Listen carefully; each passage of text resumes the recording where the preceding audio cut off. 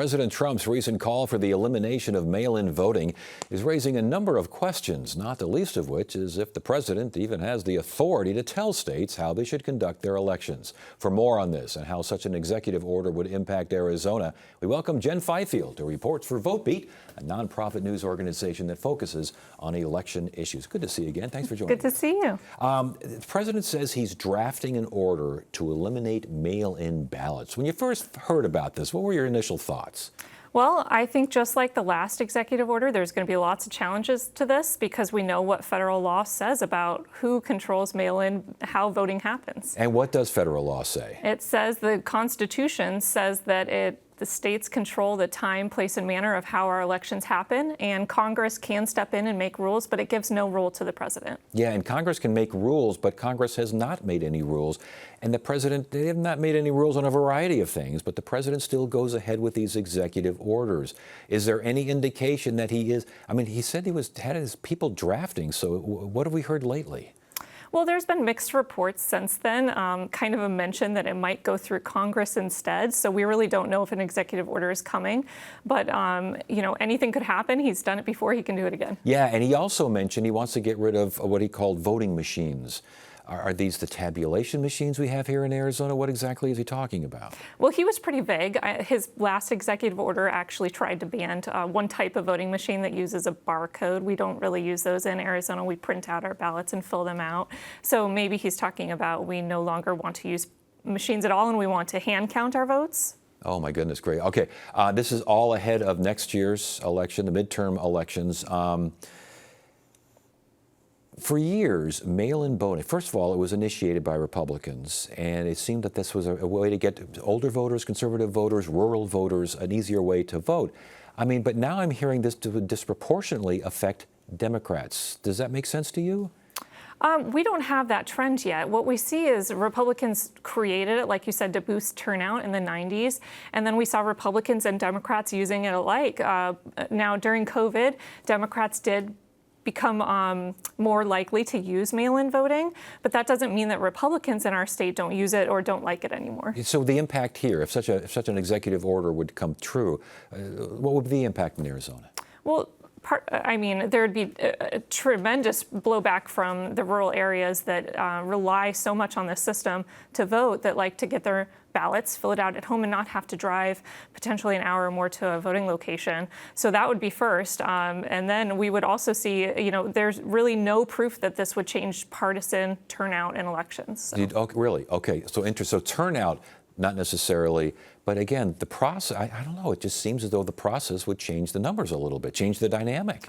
Oh, it would definitely. 75% of our state is on the active early voting list, and that's Democrats and Republicans. There's no, partisan bend to that. So the entire state uses it. We would have to increase the voting locations to add hundreds more locations so we don't have tremendous lines. It would really be an upheaval of our current system. And if the tabulation machines are included, you need a whole bunch of folks now counting there as well. We need hundreds of people counting that night to stay, for potentially days. The studies that have looked at this in Arizona show that it would take days to finish counting our ballots. So what's behind all this? We know the state legislature, there's been rumblings down there of doing the same thing, and it's mostly by MAGA and mostly far-right folks. Is this just basically not trusting elections as they are now? Well, this all comes from the 2020 election and before, when Trump started to say that mail voting was insecure and ballots had been inserted into our election system. And it kind of took off from there. Really, our legislature has looked at cutting back on mail voting since then. But really, I think that some Republicans, like Gina Swoboda, our GOP chair, have said, our ballot chase actually helped Donald Trump in 2024 when we went out and tried to collect these mail ballots. So there is a split on the party line there. And I seem to recall President Trump as a candidate Trump in 2020 for basically saying, yes, if you got to vote mail-in, vote mail-in. Right, because I think what he saw was that after he told people not to vote, the Republican turnout dropped and then he lost. So, he went back and said, you need to vote now in 24, and then he won. And now he's again calling into question our system. I just want to emphasize there are all these claims of widespread voting causes fraud. We don't have that proof. What we know is you have to be a registered voter to get one. You have to prove you live there and you're a citizen before you get one.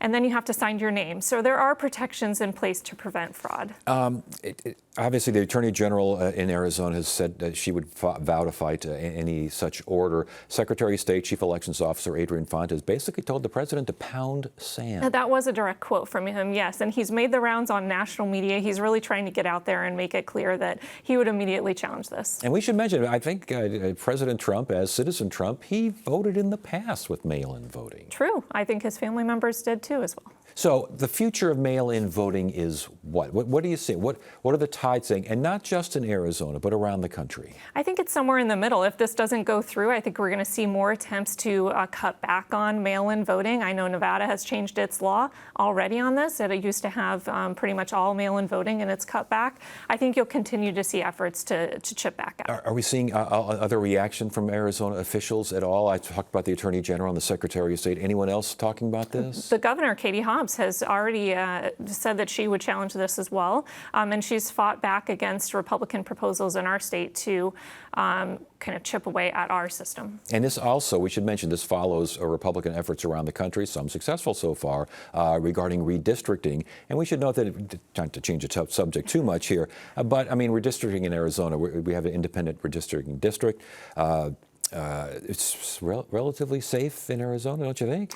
I did reach out to the Senate President Warren Peterson to see if he heard from the White House to try to pressure them to change our system to redistrict mid-cycle, and he said no. So that's all I know on that. There's not pressure on him specifically. Yeah. Yes. And real quickly, for those who don't know what VoteBeat is, who are you? We're a nonprofit, nonpartisan newsroom. We cover election and voting, mostly in the swing states right now, and we try to cover the basics of how elections work. And you're ramping up for next year, or you're already ramped up considering all the federal issues? I am ramped up. Yeah, all right. Jen Fifield, I should say, from VoteBeat. Until we hear more, mail-in ballots are a real thing and basically continue, but you just never know, do you? Oh, you just never know. Thanks for joining us. Thank you.